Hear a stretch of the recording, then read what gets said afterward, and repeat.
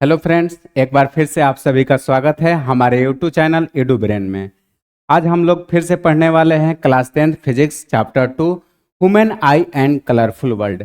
इस पे पार्ट 1 और पार्ट 2 वीडियो आपका बन चुका था और आज हमारा रहेगा पार्ट 3। जो लोग पार्ट 1 और पार्ट 2 को नहीं देखे होंगे उनसे एक बार रिक्वेस्ट है, एक बार उस वीडियो को आप जरूर देखेंगे। इस वीडियो के नीचे डिस्क्रिप्शन में लिंक दिया गया है ताकि आप उस वीडियो को देख लेंगे, यहाँ से समझना आपके लिए आसान हो जाएगा, है कि नहीं। अब देखिए हम लोग इससे पहले वाले वीडियो में क्या क्या पढ़ चुके हैं और आज कहाँ से कंटिन्यू करने वाले हैं। इसके पहले वाले वीडियो में आपको बता दिया गया था कि डिस्पर्जन ऑफ लाइट क्या होता है, यानी कि लाइट कैसे डिस्पर्ज करेगा। फिर उसके बाद आपको बताया गया था क्या कि स्कैटरिंग ऑफ लाइट कैसे होगा। उसमें आपको दिखाया गया था एंगल ऑफ डिविएशन, कैसे एंगल ऑफ डिविएशन होता है। फिर बताया गया था कि सबसे ज़्यादा डिविएशन किसका होगा, वेवलेंथ के साथ एंगल ऑफ डिविएशन का रिलेशन कैसा है, यानी कि रेड कलर क्या होगा, वेवलेंथ उसका ज़्यादा होगा तो एंगल ऑफ डिविएशन उसका सबसे कम होगा। वायलेट कलर का एंगल ऑफ डिविएशन सबसे ज़्यादा होगा क्योंकि उसका वेवलेंथ क्या होगा, सबसे कम होगा। ये सब चीज़ें आपको इससे पहले वाले वीडियो में बता दिया गया था। आज हम लोग कहाँ से कंटिन्यू करने वाले हैं उसका हम लोग देखते हैं।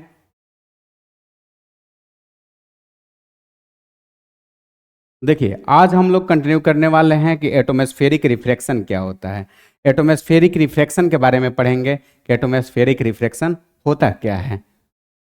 देखिए फर्स्ट में आपको क्या लिखा गया कि atmospheric refraction, the refraction by different layer of atmosphere is called atmospheric refraction. यानी कि एटोमॉस्फेरिक रिफ्रैक्शन जो है वो कुछ दूसरा चीज नहीं है, बस क्या है, यानी कि अलग अलग जो लेयर है ना एटोमॉस्फेयर में, जब लाइट उससे पास होता है तो उसमें जो रिफ्रैक्शन देखने को मिलता है उसी को हम लोग एटोमॉस्फेरिक रिफ्रैक्शन बोलते हैं। देखिए सबसे पहले आपको लाइट चैप्टर में बताया गया था रिफ्लेक्शन और रिफ्रैक्शन। तो जब रिफ्रैक्शन हम लोग पढ़ रहे थे तो उसमें आपको बताया गया था क्या कि जब भी रिफ्रैक्शन होगा उसके लिए दो मीडियम चाहिए, मीडियम 1 और मीडियम 2, यानी कि रेयरर डेंसर का चर्चा उसमें हो रहा था। वही बात यहाँ आपको समझना है क्या कि refraction by different layer of atmosphere is called atmospheric refraction. यानी कि अलग अलग लेयर के थ्रू जो क्या होगा, रिफ्रैक्शन होगा, उसी को हम लोग क्या बोलेंगे, एटोमॉस्फेरिक रिफ्रैक्शन बोलेंगे, है कि नहीं। अब इसमें देखिए 3 पॉइंट करके लिखा हुआ है क्या क्या, star near the horizon appear slightly higher than the actual position. यानी कि क्या होता है कि जो स्टार होते हैं होरिजिन के पास होते हैं, होरिजिन के पास होते हैं, लेकिन वो क्या दिखाई देता है, वो कुछ ऊपर है कि नहीं, उस हाइट से ऊपर दिखाई देता है। यानी कि कहने का मतलब जो स्टार है एक्चुअल पोजीशन नहीं दिखाई देता है, तो फिर देता क्या है, यानी कि उसका जो अपेरेंट पोजीशन है वो हम लोग को दिखाई देता है। स्टार का एक्चुअल पोजीशन हम लोग को नहीं दिखाई देता है, क्या दिखाई देता है, अपेरेंट पोजीशन दिखाई देता है। जहां पर रहता नहीं है वो चीज हम लोग को दिखाई देता है, जो रहता है वो नहीं दिखाई देता है। अब देखिए सेकंड क्या है, एडवांस सनराइज, यानी कि क्या आपको सन को निकलने से पहले ही आपको एडवांस में दिखाई देगा। फिर क्या है, डिले सनसेट। अब ये क्या है, डिले सनसेट में मतलब यानी कि सनसेट हो जाएगा उसके बाद आपको पता चलेगा क्या कि अब सनसेट हो रहा है। ये कुछ चीज एडवांस में मिल रहा है और कुछ चीज बाद में मिल रहा है, तो ये आपके लिए ये भी हम लोग चर्चा करेंगे। फिर उसके बाद थर्ड क्या है, ट्विंकलिंग ऑफ ए स्टार, यानी कि जो स्टार है वह ट्विंकल करता है, तो कैसे करता है, किस प्रोसेस के थ्रू करता है, उस पर हम लोग डिस्कशन करेंगे, है कि नहीं। तो सारा चर्चा किसका रहेगा, एटोमॉस्फेरिक रिफ्रैक्शन का रहेगा, क्योंकि इसी से रिलेटेड ये सब टॉपिक हम लोग को पढ़ना है, ठीक है। देखिए अब जो हम लोग को फर्स्ट पढ़ना था वो यहां से आ गया आपका कि फर्स्ट में हम लोग को क्या पढ़ना था। देखिए आपको फर्स्ट में पढ़ना क्या है कि स्टार वेन, क्या लिखा हुआ है कि star when see near the horizon appear slightly higher than their the actual position due to the atmospheric refraction. ये तो आपका फिक्स हो गया कि एटोमॉस्फेरिक रिफ्रैक्शन आएगा, क्योंकि उसी का तो रीजन है, उसी के कारण से क्या होता है, ये तीनों प्रोसेस होता है, तो वो तो आएगा ही आएगा। यानी कि एटोमॉस्फेरिक रिफ्रैक्शन के कारण ही क्या होता है, ये सब होता है, तो एटोमॉस्फेरिक रिफ्रैक्शन तो आएगा ही, तो ये आपको पता रहना चाहिए। बोल रहा है क्या कि यानी कि स्टार जो है, देखिए इस इमेज में आपको बताया गया बहुत अच्छे से, क्या देखिए एक बार ध्यान से इसको इमेज को, यहाँ पर जो एक्चुअल पोजीशन है स्टार का यहाँ पर है, ठीक है, लेकिन वो दिख कहाँ रहा है, यहाँ से दिख रहा है। यानी कि ये कैसा पोजीशन है, अपेरेंट पोजीशन है, यानी कि स्टार वहां है नहीं, लेकिन बच्चा को दिख रहा है कि स्टार वहां पर है, स्टार तो एक्चुअल में यहाँ पर है। तो यानी कि ये जो पोजीशन चेंज हो रहा है वो क्या है, रिफ्रैक्शन के कारण हो रहा है, एटमॉस्फेरिक रिफ्रैक्शन के कारण ये पोजीशन चेंज हो रहा है। तो वही बोल रहा है कि star when seen near the horizon appear slightly higher than their the actual position, यानी कि एक्चुअल पोजीशन से हायर यानी कि ऊंचा दिखाई देता है। क्यों? तो एटमॉस्फेरिक रिफ्रैक्शन के कारण दिखाई देता है कि नहीं। फिर देखिए सेकंड पॉइंट आपका क्या लिखा हुआ है, सेकंड में लिखा हुआ है कि the light coming from a star near the horizon has to travel from rarer to denser medium and it bends towards the normal, यानी कि ये हो क्या रहा है, तो ये रिफ्रैक्शन का घटना को बता रहा है क्या, कि रिफ्रैक्शन होने के कारण यानी कि लाइट क्या कर रहा है, रेयरर से डेंसर में जा रहा है, जिसके कारण से उसका एक्चुअल पोजीशन नहीं दिखाई दे रहा है, अपैरेंट पोजीशन दिखाई दे रहा है। वो बताना चाह रहा है कि हम लोग जो इसका एक्चुअल पोजीशन है उसको नहीं देख पा रहे हैं, अपैरेंट पोजीशन को देख रहे हैं, एक्चुअल से थोड़ा सा ज्यादा हाइट पे देख रहे हैं। ये जो कि आपको इमेज में बताया गया है यहाँ पर क्या है, इसका एक्चुअल पोजीशन है, लेकिन दिख कहाँ रहा है, यहाँ पर दिख रहा है, यानी कि इससे हाई पोजीशन पर दिख रहा है, यहाँ पर आपको दिख रहा है। तो यह हम लोग को पता रहना चाहिए, है कि नहीं, इस तरह से कुछ। अब फिर देखिए आगे क्या बताया गया है कि as a result the star appear higher, इसी के कारण से क्या होते हैं, यानी कि जो रेयरर और डेंसर का ये लोचा हो रहा है, इसी के कारण से क्या होता है, हायर पर दिखाई देता है स्टार, यानी कि रेयरर से डेंसर में पास होने के कारण से क्या होता है, बेंड कर जाता है, जो एक्चुअल पोजीशन रहता है वो हम लोग को दिखाई नहीं देता है। ठीक है, देखिए अब आगे क्या लिखा हुआ है आपका। अब देखिए सेकंड वाले का डिस्कशन यहाँ पर किया गया है आपका कि एडवांस सनराइज क्या है कि नहीं, एडवांस सनराइज क्या है। तो देखिए एडवांस से आप समझ गए कि नहीं, एडवांस का मतलब हो गया क्या, कि आपको सनराइज का इन्फॉर्मेशन पहले ही मिल गया, क्या एडवांस में आपको सनराइज दे दिया गया। होता है ना, कभी कभी आप देखे होंगे किसी को बर्थडे एडवांस में मिलता है, हैप्पी बर्थडे, कल बर्थडे है, आज से आना मैसेज चालू हो गया। उसी तरह से क्या है, एडवांस सनराइज, यानी कि अभी सनराइज होने वाला है, लेकिन आपको इन्फॉर्मेशन क्या देखने से पता चल गया, और रेड कलर से कि अब सनराइज हो रहा है, लेकिन वो अभी हो नहीं रहा है, अभी होने वाला है, लेकिन आपको एडवांस में पता चल गया। उस कंडीशन, वो कंडीशन होता क्यों है, वो कंडीशन को देखिए क्या लिखा हुआ है कि the sun appear about 2 minute, क्या the sun appear about 2 minute earlier than the actual sunrise, यानी कि सनराइज होने से 2 मिनट पहले ही हम लोग को पता चल जाता है क्या, कि सनराइज हो रहा है। अब ये क्यों होता है, and the sun remains visible for about 2 minute after actual sunset, और सनसेट होने के 2 मिनट बाद क्या हम लोग को पता चलता है कि अब सनसेट हो रहा है। ये तो फिर हम लोग को क्या, यदि हम लोग साफ एक्चुअल जानते तो हम लोग को 4 मिनट सोने का और टाइम बढ़ जाता, क्या हो जाता, 4 मिनट सोने का और टाइम बढ़ जाता। क्यों? क्योंकि मान लीजिए कि जो हम लोग को 2 मिनट पहले ही पता चल जा रहा है कि सन राइज कर रहा है, लेकिन एक्चुअल में तो कर नहीं रहा है, और 2 मिनट क्या हो रहा है कि हम लोग को बाद में पता चल रहा है क्या, कि सनसेट हुआ। तो ये 2-2 मिनट करके 4 मिनट हमारा सोने का टाइम बर्बाद हो जा रहा है, हम लोग को पहले ही लग रहा है कि ऐसा हो गया। तो ये बता क्या रहा है कि the sun appear about 2 minute earlier than the actual sunrise, sunrise से 2 मिनट पहले पता चल जाता है, और सनसेट से 2 मिनट बाद पता चलता है कि नहीं, वो लिखा हुआ है।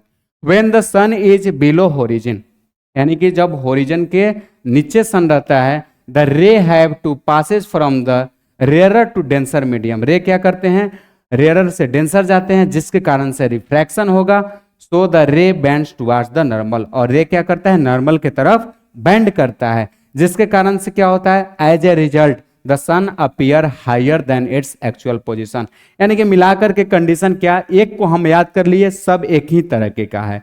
स्टार भी क्या होता था, एक्चुअल पोजीशन नहीं दिखाई देता था, अपैरेंट पोजीशन दिखाई देता है, यानी कि उससे हायर दिखाई देता था। सन भी क्या है, उसी तरह से है आपका, कि इसमें भी क्या होगा, आपका एक्चुअल वाला नहीं दिखाई देगा, अपैरेंट्स दिखाई देगा, है कि नहीं, एक्चुअल नहीं दिखाई देगा, क्या दिखाई देगा, अपैरेंट्स दिखाई देगा। तो बस हम लोग को समझना दोनों का एक ही तरीके से है। क्यों हो रहा है सब, तो एटमॉस्फेरिक रिफ्रैक्शन के कारण से हो रहा है, रेयरर से डेंसर में जो जा रहा है लाइट, उसके कारण से हो रहा है। यही है आपका कि एडवांस सनराइज क्या होता है, और फिर सनसेट का कंडीशन। फिर देखिए आगे क्या लिखा हुआ है आपका। अब देखिए इसमें क्या लिखा गया है, ट्विंकलिंग स्टार। ये तीनों एक एक पॉइंट करके आपका आ गया, तो हम लोग बात कर चुके हैं, और ये तीसरा पॉइंट आपका रहा क्या, ट्विंकलिंग ऑफ स्टार। ये भी बहुत अच्छा टॉपिक है, आप ध्यान देंगे थोड़ा। क्या लिखा हुआ है, star are very far from us, यानी कि जो स्टार है एक्चुअल में हमसे बहुत दूर है। क्या है? हमसे बहुत दूर है। फिर क्या बोल रहा है कि so they behave as a point source of light, जिसके कारण से क्या करता है? पॉइंट सोर्स ऑफ लाइट की तरह बिहेव करता है। मान लीजिए बहुत दूर रहेगा, यहाँ मान लीजिए कोई हमारे नजदीक में कोई कुछ जला रहा है, तो उसका क्या होगा? यानी कि लाइट उसका बहुत ज्यादा आएगा, लेकिन वो बहुत दूर से आएगा तो लगेगा कि कुछ जल रहा है, छोटा सा जल रहा है उसका, यानी कि हमारे पास लाइट नहीं आएगा, बस लगेगा कि कुछ जल रहा है कि नहीं। उसी कारण क्या बोला है कि स्टार बहुत दूर होने के कारण से लगता क्या है कि पॉइंट सोर्स ऑफ लाइट है। क्या है? पॉइंट सोर्स ऑफ लाइट है। फिर क्या लिखा हुआ है कि सिंस द फिजिकल कंडीशन, कैसा condition? Physical condition of the earth atmosphere are not constant the light, यानी कि कुछ इसका फिजिकल कंडीशन है जिसके कारण से लाइट जो है वो क्या होता है, यानी कि एटमॉस्फेयर में जो लाइट है वो कांस्टेंट नहीं रह पाता है। क्या फिजिकल कंडीशन है? यानी कि आप देखेंगे क्या कि बहुत सारा लेयर बना हुआ है एटमॉस्फेयर में, बहुत सारा लेयर क्या करेगा, वो मान लीजिए कि किसी लेयर का विंड स्पीड ज्यादा है, कहीं पर कम है, कोई डेंसर है, कोई रेयरर है, तो जिसके कारण से आपका क्या होगा? लाइट फ्लैक्चुएट करते रहेगा। क्या होगा? लाइट फ्लैक्चुएट करेगा, यानी कि कभी आपको लाइट दिखाई देगा और यानी कि ब्राइटनेस दिखाई देगा, कभी डल दिखाई देगा, जिसके कारण से आप पहचान ही नहीं पाएंगे कि हो क्या रहा है। वही बात इसमें लिखा हुआ है क्या कि the physical condition of the earth atmosphere are not constant, ठीक है ना, उसका फिजिकल कंडीशन कांस्टेंट नहीं रहता है द लाइट फ्रॉम। अब देखिए क्या लिखा हुआ है, this result in the fluctuate, क्या? This result in fluctuate of apparent position of star, जिसके कारण से क्या होता है? उसका अपेरेंट पोजिशन, यानी कि वो लाइट क्या होता है? फिजिकल कंडीशन के कारण से फ्लैक्चुएट करते रहता है, यानी कि एक तरह का लाइट उसका नहीं आ पाता है। The amount of light coming from star, यानी कि जो स्टार से लाइट आता है also vary due to changing the refractive index of the atmosphere. Refractive index कहने का मतलब क्या? यानी कि वही जो लेयर में चेंजेज है, कोई रेयरर है, कोई डेंसर है, यानी कि किसी का रिफ्रैक्टिव इंडेक्स कम है, ज्यादा है, जिसके कारण से क्या होगा? जो लाइट आ रहा है वो वेरी करता है, चेंज करता है, जिसके कारण से हम लोग को एक्चुअल में वो दिखता नहीं है, ट्विंकलिंग करते हुए दिखता है कि नहीं? लगेगा कभी ब्राइट हो गया, कभी डल हो गया। फिर वो भी बात लिखा हुआ है क्या कि the star appear bright, star क्या दिखता है? ब्राइट दिखता है। Then more light from the star reach our eye and the same star appear dull when less amount of light reach our eye, यानी कि कभी कभी क्या होगा? एकदम पूरा लाइट आएगा आपके पास, लगे एकदम पूरा क्या है? स्टार ब्राइट है। और कभी कभी क्या होगा? बहुत कम लाइट आएगा, आपको लगेगा क्या इसमें लाइटें नहीं है कि नहीं? तो यानी कि स्टार क्या होगा? कभी पूरा ब्राइट दिखाई देगा और कभी डल दिखाई देगा, ये फ्लक्चुएट करते रहता है। क्यों? तो सबका रीजन एक ही है, एटमॉस्फेरिक रिफ्रैक्शन, अलग अलग लेयर होने के कारण से, रिफ्रैक्टिव इंडेक्स अलग अलग होने के कारण से ये सब कंडीशन आपके साथ होता है। फिर देखिए आगे क्या लिखा हुआ है, both these effect are responsible for twinkling of star, और ये सब कहानी चल रहा है जिसका लास्ट में रिजल्ट जो आ रहा है वो क्या आ रहा है? ये सब कारण से क्या होता है? ट्विंकलिंग ऑफ स्टार होता है, यानी कि इसी कारण से क्या होता है? ट्विंकलिंग ऑफ स्टार होता है, एटमॉस्फेरिक रिफ्रैक्शन के कारण, और लाइट जो वेरी करता है, अलग अलग एटमॉस्फेरिक में लेयर बना हुआ है, और रिफ्रैक्टिव इंडेक्स के कारण। ये आपका क्लियर रहना चाहिए। तो ये इसमें हम लोग 3-4 पॉइंट आराम से लिख सकते हैं, है कि नहीं? फिर देखिए आपका नेक्स्ट,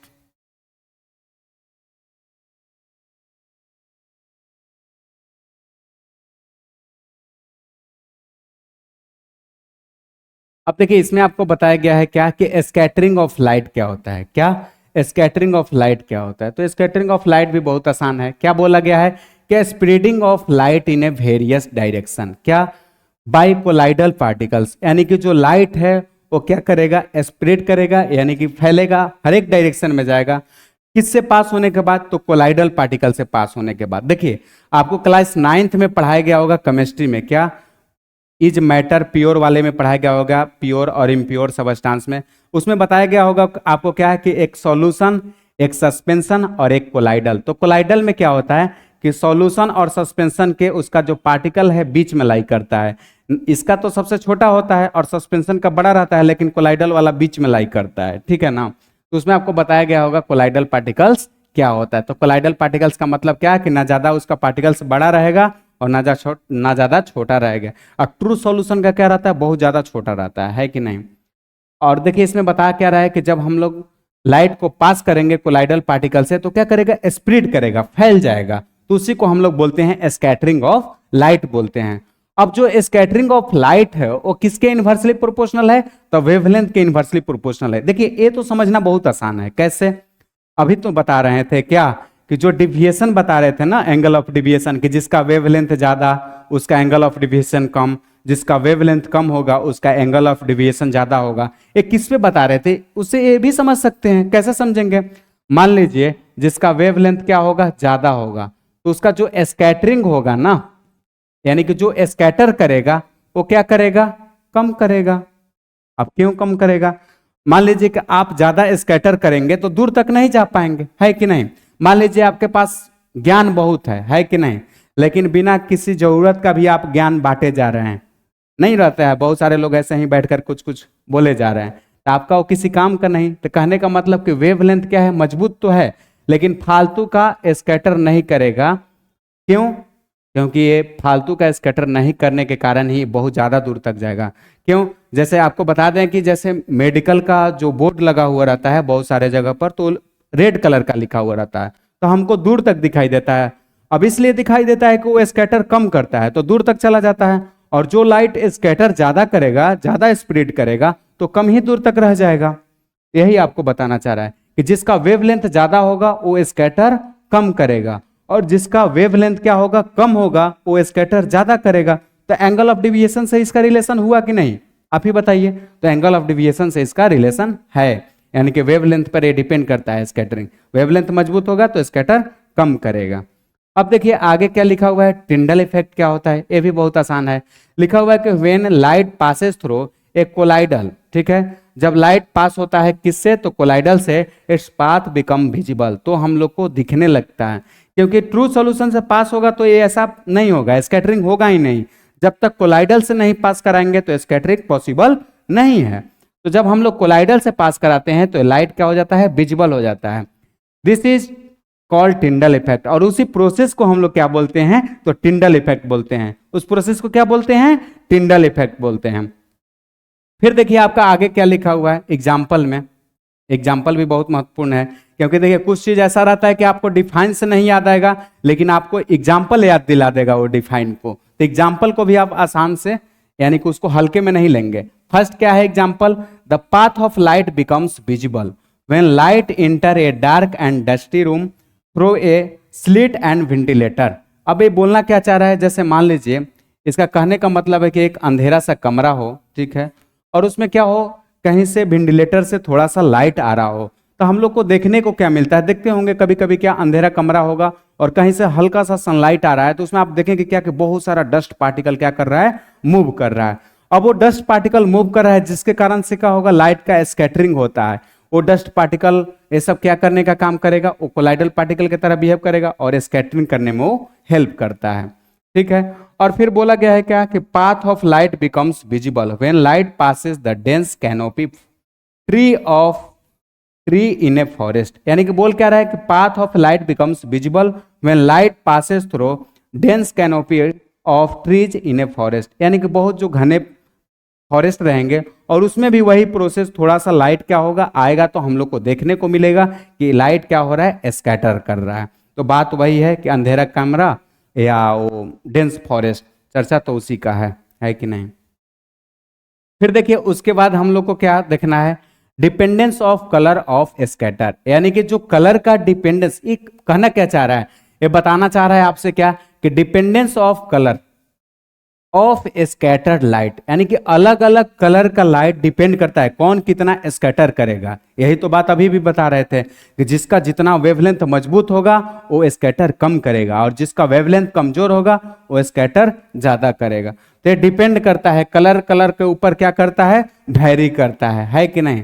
तो देखिए आपका फर्स्ट पॉइंट जो लिखा हुआ है, क्या लिखा हुआ है कि if particle are very fine, जब पार्टिकल क्या रहेगा, वेरी फाइन, यानी कि जब पार्टिकल स्मॉल रहेंगे, दे स्कैटर मेनली ब्लू कलर, कौन सा कलर, ब्लू कलर को स्कैटर करेंगे, ऑफ लाइट शॉर्टर वेवलेंथ, और ब्लू कलर का क्या होगा, शॉर्टर वेवलेंथ ही होगा। फिर बोल रहा है कि जो यदि मीडियम साइज का रहा, क्या पार्टिकल का साइज यदि मीडियम रहा, medium size particle scatter mainly red colour, तो कैसा कलर को करेगा, तो तो रेड कलर को करेगा। लॉन्गर वेवलेंथ, रेड कलर का वेवलेंथ क्या होता है, ज्यादा होता है। वेन लार्जर पार्टिकल्स, अब क्या होगा, पार्टिकल्स यदि ज्यादा बड़ा रहा तो scatter all the colours of light that is why appears white, और जो सबसे ज्यादा बड़ा रहा तो क्या करेगा, वो सब कलर को स्कैटर करेगा। यानी कि सबको करने का मतलब क्या, तो हमको तो सबको नहीं ना दिखाई देगा, व्हाइट कलर दिखाई देगा। तो कहने का मतलब क्या कि जो फाइन रहेगा यानी कि स्मॉल पार्टिकल रहेगा, यदि उससे स्कैटरिंग हुआ तो ब्लू कलर का दिखाई देगा। यदि थोड़ा सा उसका साइज मीडियम रहा तो रेड कलर दिखाई देगा, और ज्यादा ही बड़ा रहा तो फिर क्या होगा, हम लोग को व्हाइट कलर दिखाई देगा। क्यों दिखाई देगा, एक्चुअल में तो सबको स्कैटर कर रहा है, लेकिन हम लोग सबको नहीं देख पाएंगे, तो व्हाइट कलर के रूप में हम लोग को वो लाइट दिखेगा, है कि नहीं। फिर देखिए क्या लिखा हुआ है कि wavelength of a red colour is about 1.8 times to that of blue light. एक कहने का मतलब क्या कि जो रेड लाइट का वेवलेंथ है वो क्या है, 1.8 टाइम्स है, किससे, ब्लू वाले से। किससे है, तो ब्लू वाले से 1.8 टाइम्स ज्यादा है रेड वाले का वेवलेंथ। ओबियस सी बात है, उस समय से रेड का चर्चा चल रहा है कि सबसे ज्यादा वेवलेंथ किसका है, रेड का है, तो ब्लू वाले से यानी कि 1.8 टाइम्स ज्यादा है। ठीक है, अब देखिए आपको आगे क्या बताया गया है। अब इसमें आपको बताया गया, देखिए ये बहुत इंपॉर्टेंट है आपके लिए, उतना देर से यही हम आपको बताना चाह रहे थे कि रेड कलर का आखिर यूजेज क्या है। देखिए इसमें आपको बता ही दिया अंत में कि डेंजर सिग्नल और sign are made in red colour. जो डेंजर सिग्नल होते हैं, साइन होते हैं, उसका फॉर्मेशन कैसा होता है, रेड कलर से होता है। तो क्या लिखा हुआ है कि red is the list scatter. क्या होता है, रेड जो होता है वो क्या करता है, कम स्कैटर करता है, इसलिए हम लोग क्या करते हैं, it is least scattered by fog smoke and the it can be seen in the same colour over the long distance. तो danger signal made in red colour, यानी कि रेड कलर जो है स्कैटर कम करता है, जिसके कारण से लंबे डिस्टेंस तक आपको क्या करेगा, दिखाई देगा। वो फॉग हो, स्मोक हो, यानी कि वो धुआं हो, और ये हम लोग का क्या होता है ठंड के दिन में, यानी कि कुहासा टाइप का दिन करता है, उसमें भी आपको रेड कलर बहुत दूर तक स्कैटर नहीं करेगा, कम स्कैटर करने के कारण से बहुत दूर तक दिखाई देगा। इसलिए हम लोग खतरनाक जगह पर क्या करते हैं, रेड का यूज करते हैं, है कि नहीं। यानी कि डेंजर सिग्नल में किसका यूज करेंगे, रेड का यूज करेंगे, क्योंकि पहले ही आपको इशारा कर देगा, सतर्क कर देगा, है कि नहीं। फिर आपको बताया गया है क्या, colour of sky appear blue on A clear day, यानी कि साफ सुथरा जब दिन रहेगा तो आपको कैसा बादल दिखाई देगा, तो यानी कि जो स्काई का कलर होगा वो कैसा दिखाई देगा, तो ब्लू कलर का दिखाई देगा। कैसा देगा, ब्लू कलर का। आखिर क्यों, तो देखिए उसका भी डिस्कशन लिखा हुआ है क्या, कि upper layer of atmosphere contains very fine particles, यानी कि जो एटमॉस्फेयर का अपर लेयर में पार्टिकल्स रहते हैं वो वेरी फाइन रहते हैं, यानी कि स्मॉल रहते हैं। तो जो स्मॉल वाले का डिस्कशन अभी बताया गया कि स्मॉल रहेगा तो क्या होगा, ब्लू कर देगा स्कैटर करने के बाद, और थोड़ा मीडियम साइज का रहेगा तो स्कैटर करने के बाद रेड कर देगा, और थोड़ा सा और लार्जर हो गया तो क्या करेगा, स्कैटर सब लाइट को स्कैटर करेगा। लेकिन हम लोग तो सब लाइट को देख नहीं पाएंगे, तो हम लोग को क्या दिखेगा, व्हाइट लाइट दिखेगा। तो वही आपको बताना चाह रहा है, क्या बताना चाह रहा है कि the upper layer of atmosphere contains very fine particles. क्या होते हैं, अपर लेयर में वेरी फाइन पार्टिकल्स रहते हैं of water vapour and glass, नहीं, of water vapour and gases. क्या बोला है कि upper layer of atmosphere contains very fine particles of water vapours and gases. These particles are more effective in scattering of light, shorter wavelength mainly blue than larger wavelength the sky appear blue. कहने का मतलब क्या है कि ऊपर में जो रहते हैं वेरी फाइन पार्टिकल्स रहते हैं, और जब वेरी फाइन से स्कैटरिंग होगा तो जब भी होगा तो ब्लू कलर को स्कैटर करेगा। थोड़ा सा मीडियम साइज का रहेगा तो रेड करेगा, और थोड़ा सा लार्जर रहेगा तो सबको करेगा, लेकिन हम लोग को व्हाइट दिखेगा। चर्चा उसी का है कि नहीं, ये आपको क्लियर रहना चाहिए। फिर उसके बाद देखिए हम लोग को इस पे डिस्कशन करना है कि ऐसा क्यों होता है। देखिए क्या बताया गया आपको कि अपेयरिंग, अब इसमें क्या बताया गया, appearance of sky to an astronaut in the space, यानी कि कैसा दिखाई देता है स्पेस में, यानी कि जो बादल का अभी बात हो रहा था स्काई का कि ब्लू यहाँ दिखाई देता है, तो वहां पर स्पेस में कैसा दिखाई देता है, एस्ट्रोनॉट अंतरिक्ष में कैसा दिखाई देता है, उसके बारे में आपको बताना है। क्या लिखा हुआ है कि the sky would appear dark, कैसा दिखेगा, डार्क दिखेगा, to a astronaut in the space as a scattering is not very prominent at such high altitude due to absence of particles. यानी कि बोलना क्या चाह रहा है, डायरेक्ट आप समझिए क्या कि एस्ट्रोनॉट में यानी कि अंतरिक्ष में हम लोग को जो क्या है स्काई है वो ब्लू कलर के बजाय क्या दिखता है, डार्क कलर दिखता है। क्यों? क्योंकि वहां पर एटमॉस्फेयर है ही नहीं, और जब एटमॉस्फेयर नहीं है तो स्कैटरिंग नहीं होगा, और जब स्कैटरिंग नहीं होगा तो एकदम अंधेरा अंधेरा दिखाई देगा, यानी कि वहां पर पार्टिकल्स नहीं है, ऑब्सेंस ऑफ पार्टिकल, जिसके कारण से स्कैटरिंग नहीं होता है। तो ब्लू कहाँ देखिएगा, है कि नहीं। फिर देखिए आगे क्या लिखा हुआ है, colour of sun appear red during sunrise and sunset. यानी कि जो सन का कलर है सनराइज होने से पहले या सनसेट होने के बाद हम लोग को रेड कलर क्यों दिखाई देता है। तो फिर से वही बात, क्या होरिजिन के पास सन चला जाता है और डिस्टेंसेस ज्यादा हो जाता है।